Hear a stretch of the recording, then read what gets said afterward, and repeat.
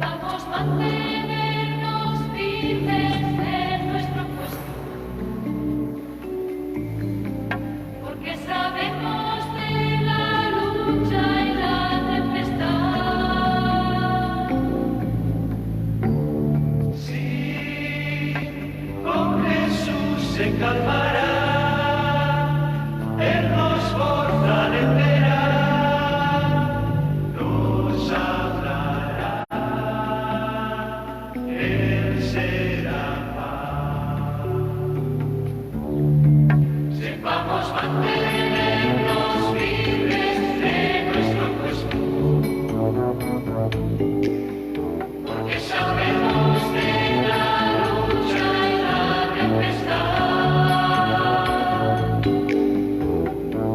Sí, con Jesús se calmará, Él nos fortalecerá, nos hablará, Él será paz.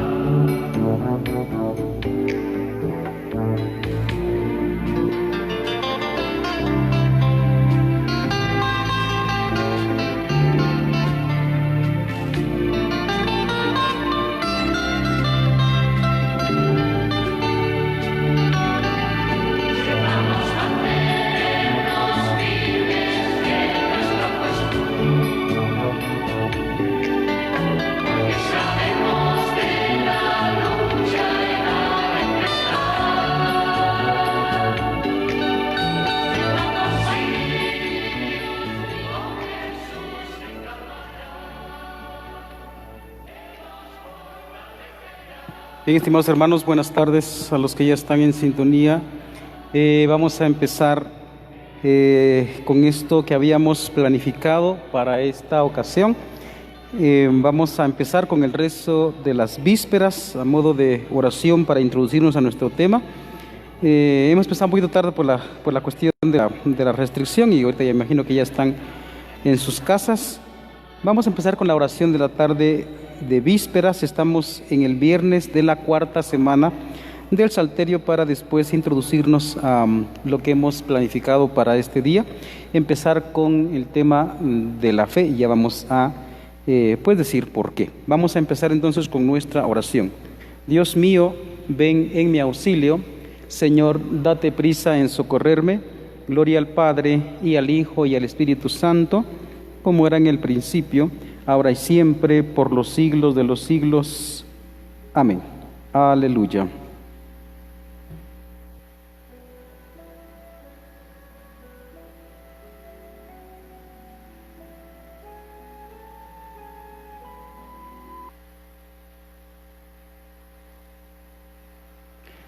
Himno. Eres la luz y siembras claridades. Eres amor y siembras armonía. Desde tu eternidad de eternidades. Por tu roja frescura de la alegría, la tierra se estremece de rocío. Hijo eterno del Padre y de María, en el cielo del hombre oscuro y frío, eres la luz total, fuego del fuego, que aplaca las pasiones y el hastío. Entro en tus esplendores, Cristo ciego, mientras corre la vida paso a paso. Pongo mis horas grises en tu brazo, y a ti, Señor, mi corazón entrego. Amén. Antífona primera. Día tras día te bendeciré, Señor, y explicaré tus proezas. Del Salmo 144. Te ensalzaré, Dios mío, mi Rey, bendeciré tu nombre por siempre jamás. Día tras día te bendeciré y alabaré tu nombre por siempre jamás. Grande es el Señor, merece toda alabanza.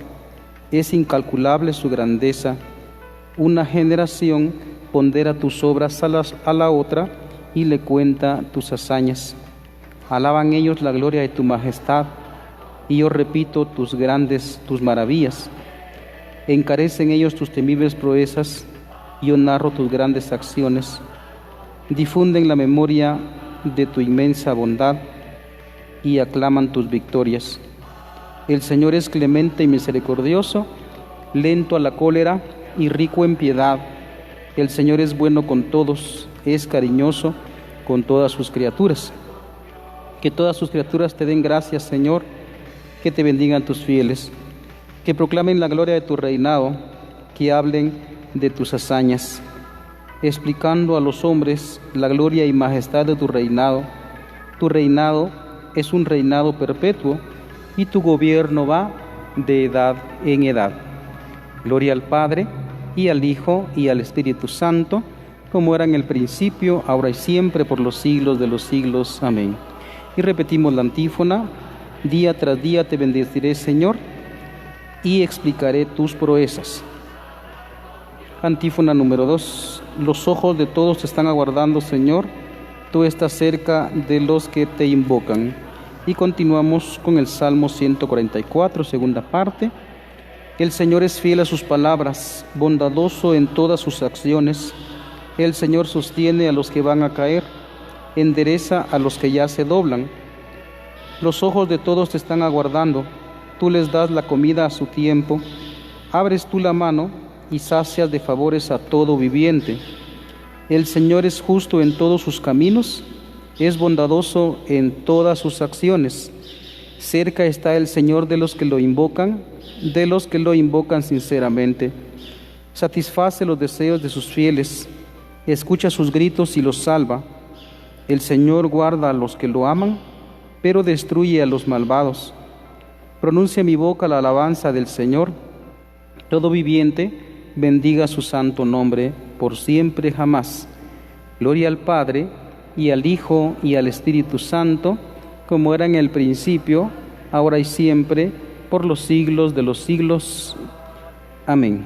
Y repetimos la antífona: los ojos de todos te están aguardando, Señor, tú estás cerca de los que te invocan.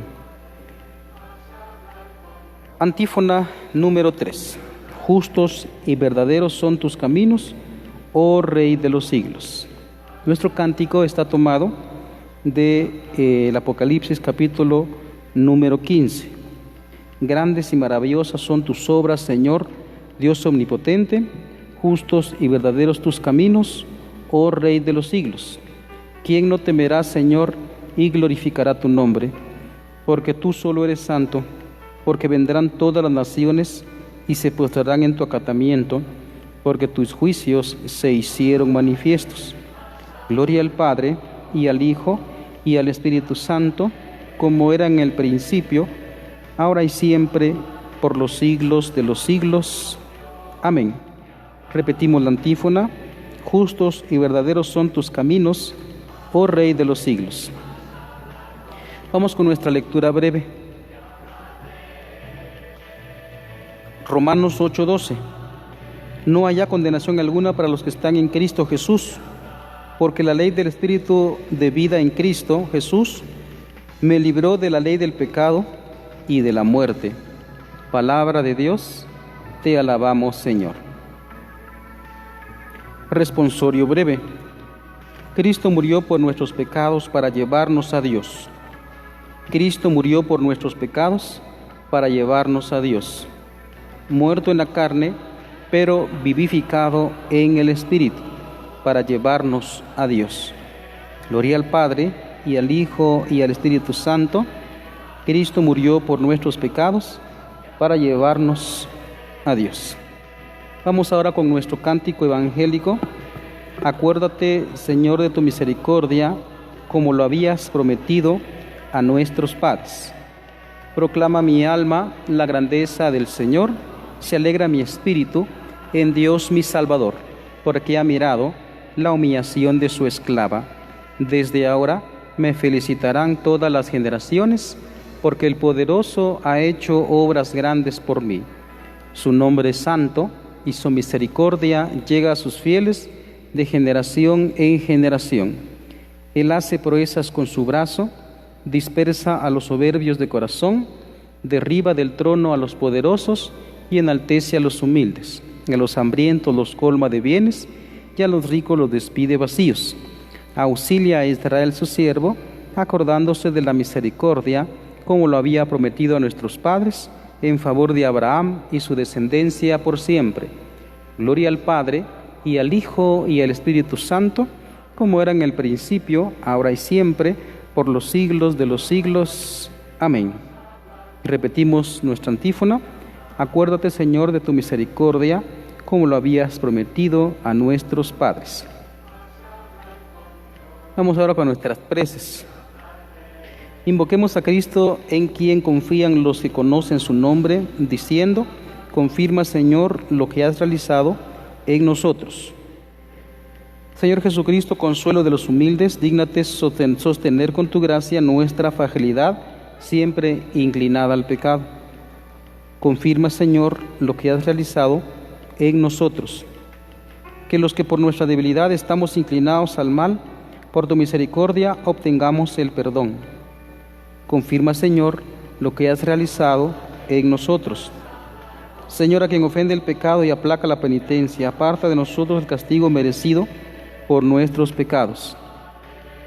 Confirma, Señor, lo que has realizado en nosotros. Tú que perdonaste a la mujer arrepentida y cargaste sobre los hombros la oveja escarriada, no apartes de nosotros tu misericordia. Confirma, Señor, lo que has realizado en nosotros. Tú que por nosotros aceptaste el suplicio de la cruz, abre las puertas del cielo a todos los difuntos que en ti confiaron. Confirma, Señor, lo que has realizado en nosotros. Siguiendo las enseñanzas de Jesucristo, digamos al Padre Celestial: Padre nuestro que estás en el cielo, santificado sea tu nombre. Venga a nosotros tu reino. Hágase tu voluntad en la tierra como en el cielo. Danos hoy nuestro pan de cada día. Perdona nuestras ofensas, como también nosotros perdonamos a los que nos ofenden. No nos dejes caer en la tentación y líbranos del mal. Oremos. Dios Todopoderoso y Eterno, que quisiste que tu Hijo sufriera por la salvación de todos, haz que, inflamados en tu amor, sepamos ofrecernos a ti como víctima viva por nuestro Señor Jesucristo, tu Hijo, que contigo vive y reina en la unidad del Espíritu Santo, y es Dios por los siglos de los siglos. Amén. El Señor nos bendiga, nos guarde de todo mal y nos lleve a la vida eterna. Amén.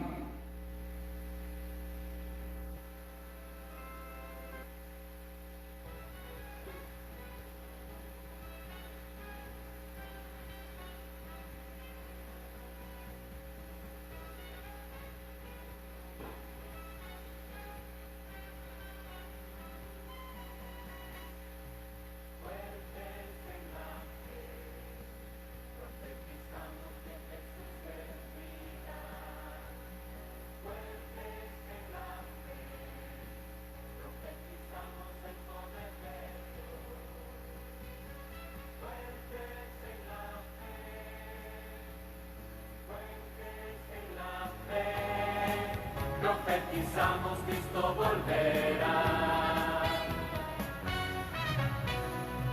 Fuertes en la fe, profetizamos que Jesús es vida. Fuertes en la fe, profetizamos el poder de Dios. Fuertes en la fe,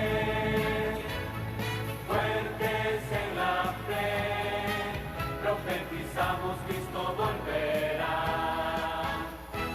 Pasen 1000 años, pasen 2000 años, y lo que pasará,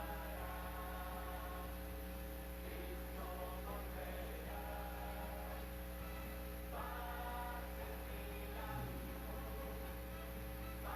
Bien, nuevamente buenas tardes. Vamos a entonces hablar sobre este tema que nos hemos propuesto como pues sacerdote y de manera personal.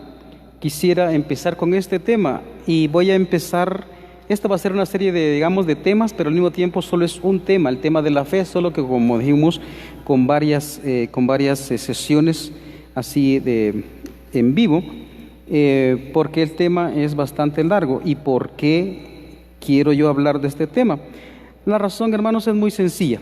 Me voy a basar en un texto de la Sagrada Escritura, voy a leerlo está en el capítulo número 11. Me gustaría leer todo, pero es bastante largo. Capítulo 11, vamos a empezar desde, vamos a ver por dónde. Sí, desde el versículo número 32. Número 32.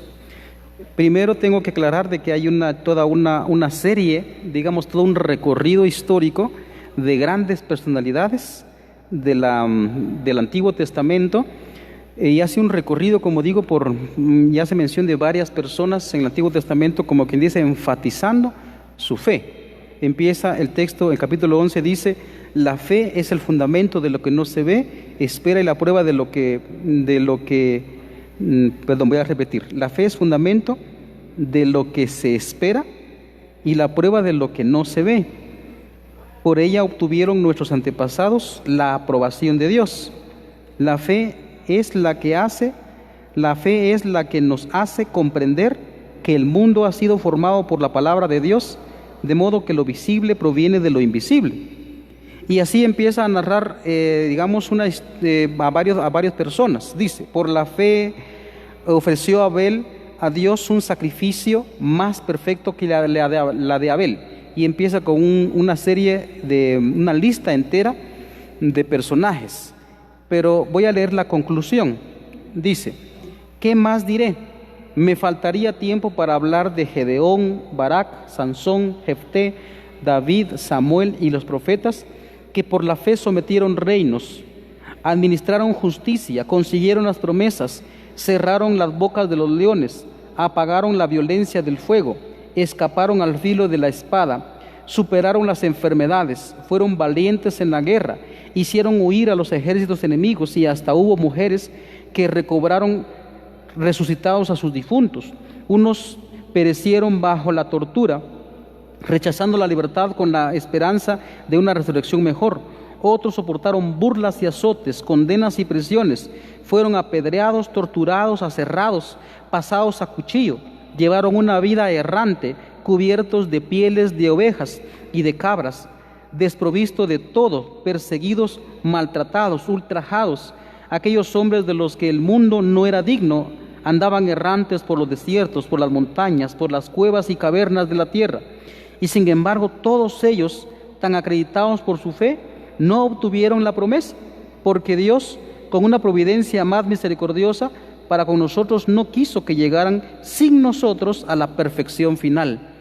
Esto es como el fundamento de lo que quiero hablar, porque estamos en una época en la que está siendo, pues, como ya sabemos, muy, muy probada la fe, y muchos, precisamente por no entender lo que la fe es, empiezan a caducar, es decir, empiezan a desertar, porque creen que Dios les está fallando. Por supuesto, como digo, aquí vamos a aclarar desde distintos puntos también la cuestión de la fe. La cuestión de la fe, aquello que nosotros consideramos como positivo, pero también tenemos que ver lo que consideramos negativo, entre comillas, es decir, sería más bien aquello que de pronto no nos gusta, pero que también forma parte de la fe. Entonces estamos en una época en la que está siendo, como digo, probada, y por entender mal la fe, pues nos vamos, porque pensamos que Dios no existe, o que Dios me defraudó, o que Dios no está conmigo, etcétera, etcétera, etcétera. Uno puede ver todo eso y dice uno, pues no, pues qué pena, pues que eso no es así. Entonces, para que permanecemos como está ahí el canto de fondo, lo voy a poner un poquitito así de fondo. Ahí está. Dice, ese canto se llama Fuertes en la Fe. Bien, entonces, como se dieron cuenta, aquí hubo todo listado en la conclusión, pero como digo, antes ha mencionado toda una serie, una lista de personajes que fueron eminentes en el Antiguo Testamento y que realizaron, pues, admirables proezas, y es lo que yo leía a continuación. Voy a leer nada más unas palabras. Dice, ¿qué más diré? Me faltaría tiempo para hablar de Gedeón, Barak, Sansón, Jefté, David, Samuel y los profetas, que por la fe sometieron reinos, administraron justicia, consiguieron las promesas, cerraron la boca de los leones, apagaron la violencia del fuego, escaparon al filo de la espada, superaron la enfermedad, fueron valientes en la guerra, hicieron huir a los ejércitos enemigos, etcétera, etcétera, etcétera. Como digo, el fundamento es eso, porque en la realidad que estamos viviendo necesitamos tener, digamos, como en nuestra cabeza, lo genuino de la fe para poder tener esperanza. Como escuchamos en el inicio de la lectura que leí, dice: la fe es el fundamento de lo que se espera. Entonces la fe es lo que va a permitir que nosotros tengamos pues fuerza interior, pero no por supuesto cualquier fuerza, sino una fuerza genuina para poder superar estas cosas que estamos pasando. Arranquemos entonces. Primero lo que voy a decir, tal vez como voy a utilizar el método dialéctico. El método dialéctico es utilizar los opuestos. ¿Saben ustedes cuáles son los opuestos? Pues muy sencillo, ¿va? Por ejemplo, lo opuesto del blanco, ¿cuál es? Negro, me dirá usted, ¿va? Lo opuesto de lo frío, lo caliente. Lo opuesto de la luz, la enfermedad. Perdón, lo opuesto de la luz, la oscuridad. Lo opuesto, pues, qué sé yo, de hombre, mujer. Y así, eso es el método dialéctico. Lo digo así porque de esta manera podemos, como quien dice, nuestra mente se prepara para entender mejor lo que es, diciendo lo que no es, diciendo lo que no es. Muy bien, arranquemos entonces. Vamos a ver algunas falsificaciones de la fe. Falsificaciones de la fe, es decir, pensamos que esto que yo estoy pensando es fe, cuando en realidad eso no es fe. Vamos a poner algunos listados, y es como lo más común que nosotros pensamos hoy, pero después vamos a irnos un poquito más allá, y que de hecho eso parece que es fe, como que es más sutil, pero al mismo tiempo no lo es. Arranquemos. Acompáñenme entonces, por favor. Gracias también por estar en sintonía, los que les interesa, ¿verdad? Porque yo sé que a ustedes les interesa formarse también, los que están en sintonía. Entonces arranquemos. Veamos. Vamos a ver varios errores en la fe. Como ya digo, este es el fundamento que yo he tomado, ¿verdad? Por supuesto que podemos tomar lo que dice el Catecismo de la Iglesia Católica. Esto es la introducción. En la introducción, arranquemos con esta introducción concreta, ¿verdad? Primero, recordemos que el año 2012, el Papa Benedicto, de feliz memoria, que gracias a Dios todavía está ahí pues vivito, él nos convocó a un año de la fe, en aquel documento Porta Fidei, y luego pues también en el principio de esa carta encíclica, en la exhortación, me parece que es, pues la cosa es que es un documento sacado por él hacía énfasis también a una carta anterior del Papa Pablo VI, que había también convocado un año de la fe. Y recordemos que eso fue en 1967, fue un tiempecito después del Concilio Vaticano II. Y podemos preguntarnos aquí, remontándonos a la historia, ¿por qué fue convocado el Concilio Vaticano II? Eso fue convocado por el Papa Juan XXIII. Y las tres preguntas tienen una misma lógica.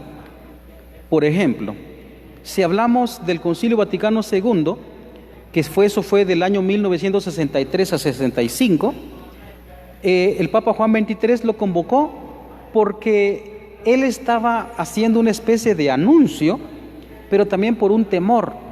La gente estaba perdiendo la fe, y la metodología que él quería usar era que la iglesia hable el lenguaje del mundo, pero sin ser del mundo. Es decir, traducir el evangelio a los nuevos caracteres, a los nuevos esquemas mentales, traducir el evangelio sin traicionar el evangelio, hablar el vocabulario de la gente, pero al mismo tiempo llevar ese mensaje. Entonces, esto es todo un drama, ¿va? Eso es todo un drama. Los que ya son grandecitos, que no creo que algunos grandecitos me estén viendo, estoy hablando de los que ya pasan de los 60 años, se recordarán de que en las misas anteriores, cuando el sacerdote estaba celebrando la Santa Misa, mucha gente se ponía a rezar el rosario. ¿Por qué? Porque el sacerdote estaba diciendo la Santa Misa en latín. Y ese era como el idioma oficial de la iglesia, sigue siendo. pero en aquel entonces sí se hablaba, sí el sacerdote tenía que aprender latín, tenía que estudiar latín, interpretar el latín, entender el latín y decir misa en latín. Entonces, cuando la gente estaba participando en misa, pues la gente, como no entendía, lo que hacía, pues se ponía a rezar el rosario. Y eso pervivió todavía muchos años después de que concluyó el Concilio Vaticano II. Pero lo que iba es de que el Papa Juan XXIII, lo que él quería hacer es llevar el Evangelio en el nuevo vocabulario que la gente estaba hablando. Esa era la pretensión del Concilio Vaticano II. Lastimosamente, pues se tergiversó un poco y algunos ya exageraron, ¿no? Entonces, de ahí es donde viene que ahora se celebra la misa en lengua vernácula. ¿Qué significa lengua vernácula? Significa, o dicho de otra manera, en lengua vulgar se llama, es decir, lo que el vulgo habla, es decir, lo que la gente habla, el idioma de determinado pueblo, de determinado país, así se tiene que leer el Evangelio, así se tiene que predicar. Y por supuesto, sin excluir el tema del idioma oficial de la Iglesia. Pero a lo que vamos es de que Juan XXIII, él estaba percibiendo que la gente estaba perdiendo la fe. Lo mismo también podemos decir ahora si nos damos ahora a 1967, cuando ya saca este documento también Pablo VI, que él convoca un año de la fe precisamente también porque la gente estaba perdiendo la fe. Es el mismo tono que tomó el Papa Benedicto XVI cuando en el año 2012 convocó aquel año de la fe que todos vivimos. Yo recuerdo que también, digamos, cuando yo lo oí, pues ahí inmediatamente apareció pues el himno oficial y también, bueno, es músico, ¿va? Entonces apareció el himno oficial y apareció también pues algún tema también de algún artista popular de nuestra Iglesia Católica, me parece que son los de alto mando, ¿no? De esta canción de la fe, del año de la fe. Pero el objetivo es el mismo. El Papa Benedicto también estaba percibiendo pues ese perder la fe, y esto también es lo que por lo pronto pues a mí de manera personal me preocupa. Me preocupa mucho porque, digamos, fuera de esta realidad que estamos viviendo de pandemia, de enfermedad, también uno se remonta al pasado, ¿verdad? Hace 3-4 meses, cuando todavía estaba pues la situación del mundo normal, digamos normal, uno se da cuenta que la gente va perdiendo la fe. Vea, la gente deja de creer, y no solo porque deja de creer, sino porque el hecho de perder la fe, a mí lo que realmente me preocupa es, pierde la fe y empieza a sufrir demasiado, porque se mete pues en unos, como se dice, en unos vericuetos, es decir, en unos callejones en su vida, y unas vueltas horrorosas para arriba y para abajo, y después la gente pierde el horizonte, pierde el rumbo y pierden el sentido de su vida. Entonces, lo mismo está pasando hoy sí nos enfrentamos en esta realidad, y nuestra fe está siendo de tal manera probada, de que solo aquella persona que está en su fe firme, en su fe genuina, no en una falsificación de la fe, va a sobrevivir. Los demás, tristemente, pierden la fe. Pues y así como ahorita que no se puede entrar a la iglesia, en muchos lados, aquí sí gracias a Dios, pero en muchos lados que están cerradas las iglesias, pues ya no abrieron la iglesia, bueno, pues ahí me desvivo, me dejo llevar por el ambiente y pues ya, si existió Cristo, pues bien, si no, pues bien. Entonces la gente pierde la fe. Entonces por eso es que quiero hablar de este tema de la fe. Por supuesto, como ya indiqué, vamos a hablar los puntos, aquellos positivos de la fe, es decir, lo genuino de la fe, pero también eso genuino de la fe lleva unos puntos que al parecer no nos gustan, no nos parecen. Sin embargo, eso es la fe. Por eso es que, bueno, ya después de esta introducción, veamos algunos puntos, como ya indiqué, algunas falsificaciones de la fe, ¿verdad? Esta es, como digo, la introducción a este tema. Para entenderlo, por consiguiente, como decía, podemos sacar aquello que no es la fe, Veamos, hagamos una ambientación por ahora, de carácter así, pues racionalista. Hagamos un análisis de nuestra cultura, por qué la gente está perdiendo la fe y por qué la gente cree en algo que parece que es fe, pero a la hora de la verdad no es fe. Si vamos a los expertos, vamos a mencionar filósofos actuales o sociólogos ¿verdad?, de esta gente. Entonces ellos hacen un nombramiento, es decir, nombran a este tiempo como un siglo bisagra. Todos saben que es un siglo, una bisagra, ¿va? Una bisagra es lo que está en una puerta, lo que permite que la puerta pues se doble, ¿verdad?, y abra. Entonces es algo que se dobla. Entonces dicen ellos, estamos en un siglo bisagra. Y ese siglo bisagra lo que significa es que estamos en un cambio, y ahorita por esta enfermedad hay un cambio, pero así bastante brusco, ¿no?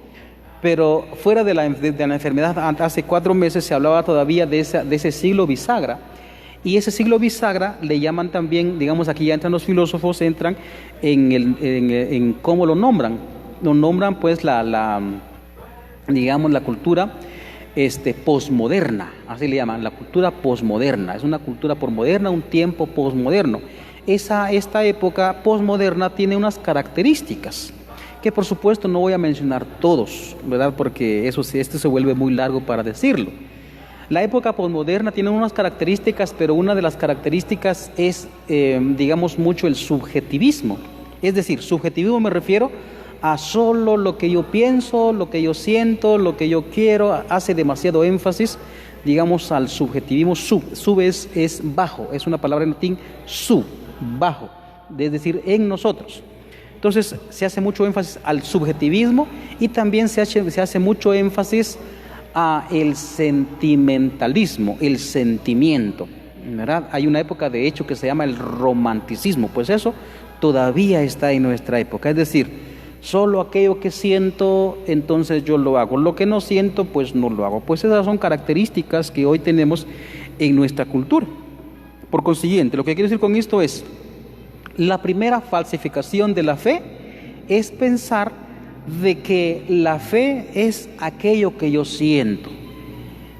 Y me perdonan, ¿verdad?, si está viendo algún hermano que no es católico, pero también acuso a los hermanos que son cristianos católicos, porque eso tenemos en la cabeza algún concepto que no es cristiano católico.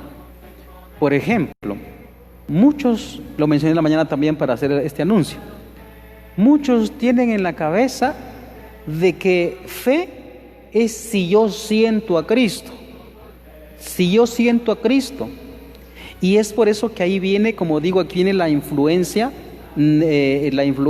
por una parte neopentecostal, pero por otra parte filosófica, en el sentido del pensamiento humano que se vuelca todo digamos, hacerle demasiado énfasis a aquello que se siente. Y es por eso que, por ejemplo, en nuestra cultura se ha desarrollado bastante lo que se llaman los supersonidos, ¿no? Con bocinas colgantes, porque eso para que suene así bien impactante, grandote, y entonces eso provoca en mí, pues, adrenalina, ¿verdad? Es un químico que emana mi propio cuerpo. Entonces yo empiezo a sentir, ¿verdad? Por eso como que necesitamos eso. Entonces decía que era una acusación porque tenemos en la cabeza aquella famosa canción de Gándara. No sé cómo es su nombre, pero me parece su apellido, como no escucho, solo alguna vez ha aparecido por ahí, entonces sé que es Gándara. La que canta, solo que es una voz femenina muy bonita, eso sí hay que reconocerlo, no es una voz femenina muy bonita del mundo cristiano no católico, y que dice: aunque mis ojos no te pueden ver, te pueden sentir. Uy, y entonces la gente dice: ay, qué bonito, esta sí es música, y siente por allá, y la gente mucho se va porque siento bien, ¿verdad? Si lo canto, pues diría: ¿cómo más que esa canción? Aunque mis ojos no te pueden ver, te puedo sentir. Así es la música, es lo que una voz femenina también así admirable, también, o sea, hay que reconocerlo. Y tenemos eso en la cabeza. Entonces, de tal manera, imagínense, si se va la luz y no podemos tener las super bocinas para que pueda cantar esta persona o podamos cantar esa música, entonces no está el Espíritu Santo, entonces no sentí nada, hoy fue un fracaso nuestra asamblea, porque la gente no lloró. No, pues entonces disculpen hermanos, es una falsificación de la fe. La fe no es nada que se siente, como yo lo he repetido en algunas homilías. La fe no se trata de sentir, no se trata de sentir. ¿Por qué? Vea usted, si hablamos de sentir, ¿acaso no creen que es al contrario? Se supone que somos cristianos, ¿no? Entonces, si hablamos de sentir y decimos que somos cristianos, entonces deberíamos sentir el dolor que sintió Cristo. ¿Se recuerdan ustedes cuando Cristo se fue a orar allí en el huerto de Getsemaní y dice que llevó a sus discípulos, a sus apóstoles, y dice: espérenme aquí mientras yo hago oración? ¿Acaso no dice el texto? Y sentía tal angustia que sudó gotas de sangre. Y haciendo, digamos, memoria ahorita de un psicólogo que habla acerca de eso, o sea, piense usted lo que es, por ejemplo, el estrés. El estrés negativo, es decir, aquella negatividad, digamos, de la presión del trabajo que supera mis fuerzas. Ese es el estrés. Y entonces la gente se enferma, ¿no? Se enferma de estrés, está así todo tenso, así está, y se le manifiesta pues en las partes del cuello, de la espalda, ¿verdad? Toda esa parte de aquí, de la espalda baja, y uno se queda así pues tieso, ¿no? Entonces eso provoca, digamos, el estrés negativo, que es, que como digo, como cuando la realidad que uno está viviendo, el trabajo que uno tiene o lo que está bajo mi responsabilidad y supera mis fuerzas, eso es el estrés. Entonces es mi incapacidad de adaptación a que yo tengo de la realidad que supera mi capacidad en principio. Ese es como el estrés. Pues hablando de Cristo, dice un psicólogo que ahora no recuerdo cómo se llama, que Jesucristo sufrió el más tremendo estrés que pudo experimentar cualquier ser humano, porque hasta sudó sangre, y esa es una presión así pues impactante que Cristo sufrió. Y eso significaría entonces la fe, si eso es sentir. No es sentir bonito entonces, sino es sentir horrible. Cristo tenía el peso del mundo encima. ¿Cómo no iba a sudar sangre? Él tenía ese peso encima. Pero lo que iba es no hacer reflexión, digamos, en ese sentido del sufrimiento de Cristo, sino que si nosotros pensamos que la fe es sentir, entonces nosotros deberíamos también sentir lo contrario. Nosotros deberíamos cargar con el peso de la gente que está en nuestras espaldas. Eso sería la fe. Sin embargo, la fe, como digo, no es sentir. La fe no es sentir. No es sentir para nada. Veamos ahora la cuestión de los santos. Si vamos a la vivencia de los santos, la mayoría de santos, ellos fueron cristianos eminentes, ellos fueron una eminencia en su fe cristiana, y ellos sintieron lo contrario. Ellos, exactamente como decía hace un momento, ellos experimentaron lo que Cristo sintió en la cruz. Vea, ¿qué fue lo que dijo Cristo en la cruz? Eloí, Eloí, lema sabactani, con tono así de sufrimiento y de lamento, que significa: Dios mío, ¿por qué me has abandonado? Los santos, la mayoría, sintieron eso. Los santos se sintieron abandonados, no porque estaban abandonados, pero se sintieron abandonados. Pero miren, una cosa es sentir el abandono de Dios, otra cosa es estar abandonado de Dios. Porque si lo enfocamos en el mismo Cristo, entonces Cristo se sintió abandonado, pero eso no equivale a que el Padre lo había abandonado. ¿Y cómo se entiende eso? ¿Cómo se sabe? Porque dice la Escritura, especialmente en Lucas, que cuando Cristo estaba en la cruz, se oscureció toda la tierra y unas nubes oscurecieron la tierra. La presencia de la nube significa la presencia de Dios Padre, que abrazaba el mundo entero, pero principalmente porque su Hijo estaba sufriendo. El equivalente a sentir que Dios me abandona no es igual a que Dios me abandona. Los santos pasaron exactamente lo mismo. Como ustedes saben, yo soy muy devoto de Teresita del Niño Jesús, y ella va describiendo, digamos, ahorita estoy leyendo yo la parte de lo que corresponde a las cartas, las cartas que ella envió pues a su familia, por ejemplo, al señor Martín, que era su papá, a la señora Guerín, que era su tía, y principalmente a sus hermanas, que era a quien quería mucho era a Celina, que era hermana menor de ella, y a su hermana Leonia, que es la madre Inés, que fue superiora también de su propio convento. Entonces yo voy leyendo allí y al mismo tiempo leo, digamos, lo que ella se hizo como biografía, y ella experimentaba, dice, la terrible ausencia de Dios, y ella no sentía, escuchen bien cómo lo digo, ella no sentía deseo de ir a hacer oración, sin embargo iba a hacer oración. No se trata de sentir, la fe no es sentir, eso es una falsificación de la fe, no se trata de sentir. Claro que en alguna ocasión, no voy a negar también eso, en alguna ocasión, pero muy rara, los santos se han sentido pues acompañados por Dios, endulzados, extasiados de amor por Jesucristo. Pero Teresita, yo les hablo de Teresita, y ella sentía una especie de gozo contrario a lo que nosotros sentimos, porque nosotros, por ejemplo, cuando nos sentimos bien, cuando hay salud, cuando hay dinero, cuando hay amistad, cuando hay amor, cuando hay cariño, cuando hay todas esas realidades que nosotros tildamos de positivas, ella lo veía como sufrimiento. Nosotros lo sentimos como bienestar. Y uno dice, hoy sí estoy pasando sabroso, hoy sí estoy pasando sabroso, estoy pasando rico. Dirían en otro lenguaje, en otro país. Hoy estoy pasando bien, diríamos nosotros. Para Teresita eso era sufrimiento.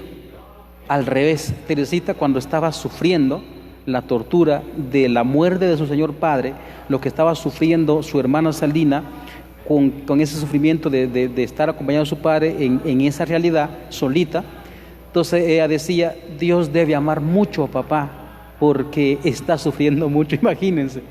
Y después, cuando ella va describiendo también su propio sufrimiento por la tuberculosis en aquella ocasión incurable, que todavía es incurable, ella lo sentía como gozo también, un gozo en el contrario, un gozo en el sufrimiento. O sea, ¿cómo es posible eso?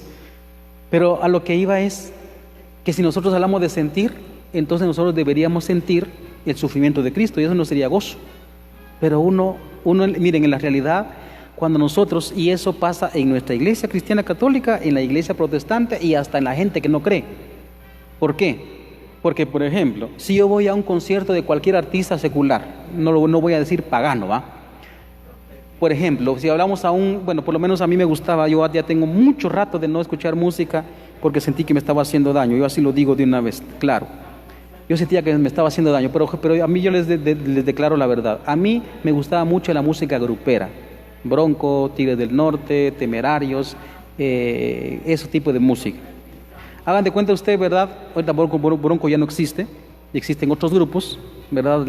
Los famosos pues reggaetoneros, eso es lo de hoy.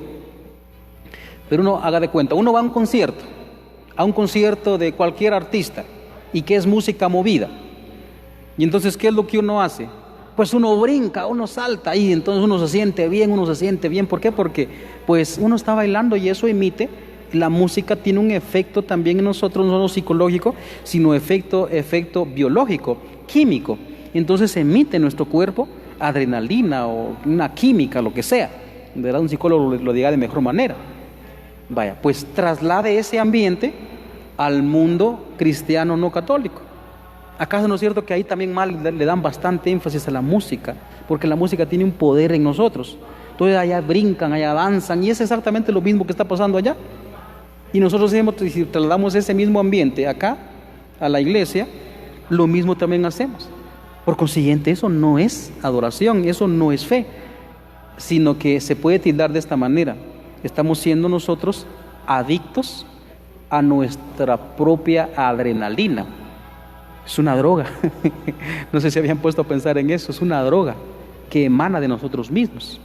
Y en la actualidad, imagínense ustedes, ¿verdad? Se está volviendo también droga ver videos, digamos, que emanan, digamos, que hacen brotar en nuestra cabeza adrenalina o químicos, lo que sea, ¿verdad? En nuestra cabeza. Y la gente se está haciendo adicta a eso. ¿Ven cómo, hasta dónde caemos nosotros si hemos estado pensando que la fe es sentir? La fe no es sentir. No es sentir, de una vez lo aclaro, la fe no es sentir, ¿verdad? Porque a veces pensamos así, pensamos que si yo no sentí nada, si yo no lloré, entonces fue un fracaso la asamblea, fue un fracaso la misa, fue un fracaso la reunión, porque nadie lloró. Uy, qué horrible estuvo, ¿verdad? Porque todos ahí desanimados. Bueno, pues qué triste, pero eso no es la fe no es sentir. Ojalá que lo entendamos pues de alguna manera. Vamos a otra, ay, que ya se fue el tiempo, ¿no? Vamos a otra falsificación de la fe. Entonces ya dije, ¿va? 1, la fe no es sentir. No es sentir. Que alguna vez lleve sentimiento, eso es otro rollo. Pero eso es alguna vez, muy raro es eso. Muy raro es sentir. La mayoría de veces la fe va, como digo, el sentimiento contrario. El hecho del sufrimiento por el peso que uno tiene de cargar con la responsabilidad de los demás, que son mis hermanos. Entonces, a veces es lo contrario, pero la fe no es sentir. No es sentir. Vamos a otra falsificación de la fe. Otra falsificación de la fe podría ser, pues, digamos, como una especie de magia. Y esto porque, miren, en nuestro mundo ahorita se ha metido también, como digo, eso es parte de lo que se conoce como la época posmoderna. Digamos, aquí ya es más religioso, ¿no? El hecho de los milagros. No es que yo esté en contra de los milagros, yo soy un gran milagro, yo no les puedo explicar ahorita lo que significa los milagros que yo he recibido. Yo quiero los milagros, pero los verdaderos milagros, los auténticos milagros. Pero muchas veces creemos que la fe es una especie de magia, que como Cristo dijo, pues aquello que pidan se les dará. Entonces yo tengo que estar seguro y ¡pum!, me voy a sanar. Ya sabemos miren ahorita que todo esas, lastimosamente las sectas están siendo atacadas ahorita también por mucha parte de la sociedad, porque hace mucho énfasis, digamos, a ese tipo de milagreros, como que Dios estuviera al servicio de nosotros y Él tiene que hacer lo que nosotros queremos y nosotros que podemos obligar a Dios a hacer un milagro. Y entonces ahí en televisión o en radio o en redes sociales las empresas, este hermano pues tiene el don de sanación y es como que fuera una especie de magia, ¿no? Así como las películas estas de ciencia ficción de Harry Potter, mira, con una varita mágica y pum, ya se convierte en otra cosa y pum, se sana esto, ¿no? Entonces así pensamos que es la fe y por eso es que decimos, se atreven muchos a decir, y disculpen que lo diga de esa manera, con insolencia delante de Dios, declaramos sanidad para Guatemala en este momento, ¿no? O declaramos sanidad para el mundo. Eso se llama, eso es casi blasfemia, porque es una especie de mentalidad que significa que nosotros tenemos como poder, ¿no? Como poder, pero poder mágico, y esto no es así. Nosotros no podemos utilizar el poder de Dios de esa manera, ¿verdad? No es magia. Aclaro por qué, digamos, por qué se hace referencia a los milagros en la Sagrada Escritura. Porque usted puede decir, padre, pues en la Biblia está. Pero lo que pasa es que entendemos mal la Sagrada Escritura. La Sagrada Escritura menciona los milagros, ¿pero por qué? Porque digamos, las enfermedades que están descritas concretamente en la Sagrada Escritura, o deficiencias físicas, o males corporales, por ejemplo la lepra, por ejemplo la ceguera, por ejemplo estar lisiado, es decir, no poder caminar, o incluso la muerte, pero especialmente las enfermedades o deficiencias físicas, la gente creía que eso le pasa a esa persona porque esa seguramente pecó y por eso Dios lo está castigando, merecido se lo tiene. Eso pensaba la gente. El judío así piensa, el israelita así piensa. Si está enfermo es porque Dios lo castigó. Es más, si la gente es pobre es porque de plano ha pecado, por eso es pobre. Recordemos el pasaje de Job, aquel diálogo con los amigos de Job, ¿verdad? Que lo estaban hablando, seguramente vos pecaste, por eso es que se te murieron tus hijos, por eso es que Dios te quitó tus posesiones, porque el equivalente, es decir, era igual ser enfermo y ser pecador. Es exactamente lo mismo, no hay diferencia. El pecado se manifestaba en la mentalidad judía, ¿va? El pecado se manifestaba en cuanto que esta persona está enferma. Y si esta persona es pobre, es porque ha pecado. Si ha pecado, precisamente por eso es pobre. No había diferencia. Por eso es que lo que está diciendo Jesucristo es un lenguaje para curar. El hecho de la curación de los enfermos no es nada más que a él le doliera que estuviera sufriendo la enfermedad. No es eso nada más. Sino lo que Cristo estaba diciendo, cuando sanaba a una persona, lo que estaba diciendo es: Dios está perdonando al mundo. Dios está perdonando el pecado. Eso es lo que estaba diciendo Dios, perdón, Jesucristo. Por eso es que se encuentran ustedes en aquel pasaje, eso está en Lucas, me parece, bueno, ahorita no recuerdo el capítulo, de Lucas, donde dice que aquellos amigos, 4 personas, abrieron un boquete en el techo y descolgaron un enfermo allí. ¿Qué fue lo que dijo Jesucristo? Lo primero no fue la curación, lo primero fue: tus pecados te son perdonados. Y recordemos lo que empezaron a pensar los fariseos: y este blasfema, ¿quién puede perdonar pecados? Solo Dios. Y en eso ellos sí tenían razón. Pero como Cristo los pilla, como se dice en español, entonces les empieza a decir: ¿y por qué piensan mal en sus corazones? ¿Qué es más fácil decir? ¿Tus pecados te son perdonados? ¿O toma tu camilla y anda? Es igual. La enfermedad es igual que el pecado. Pecado igual enfermedad. Enfermedad igual pecado. Entonces, cuando Cristo está sanando, lo que está haciendo es perdonando pecado. Por eso es que San Juan ya aumenta un grado más a la hora de explicar los milagros. Él ya no lo llama milagros, él los llama signos, donde Dios está actuando. Donde Dios está actuando. Entonces, los milagros, por eso es que se daba, por eso es que hacía milagros Cristo allí cuando Él estuvo. Y si hablamos de milagros concretos, por eso precisamente, digamos, es necesario que reflexionemos. Si hablamos, por ejemplo, de nuestro tiempo, estamos, digamos, rezando, ¿va? Y hay que hacerlo, por supuesto. Uno dice: ¿para qué esta enfermedad se termine? Pero podemos preguntarnos desde el Evangelio: había una pandemia también en el tiempo de Cristo. Es lo que ya dijimos, la lepra. Esa era una pandemia. Era una enfermedad grave. ¿Y Cristo eliminó la pandemia esa? No. Si vamos al Evangelio de San Juan, me parece que el capítulo 8 o el capítulo 9, en la piscina de Siloé, no me recuerdo si es Siloé o piscina de Betesda, Betesda creo que es. Si vamos a ese pasaje, dice el evangelista que había una multitud de gente, ciegos, lisiados, paralíticos, bueno, todo tipo de clase de enfermedades había ahí, porque se creía que si el agua se agitaba, el que se metía primero se sanaba.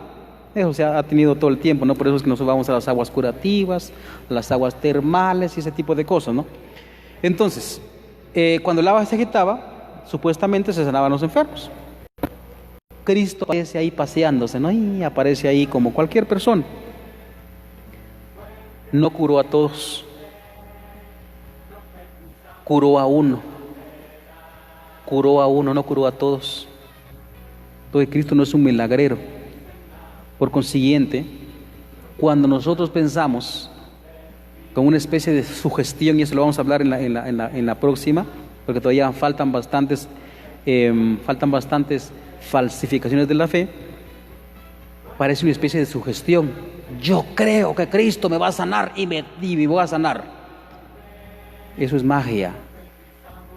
Y por creer que la fe es magia, por eso mucha gente, pregúntese usted, ¿verdad? Si usted no ha acudido a sajorines, a brujos, a chamanes, a aquel hermano que dice que tiene el don de curación.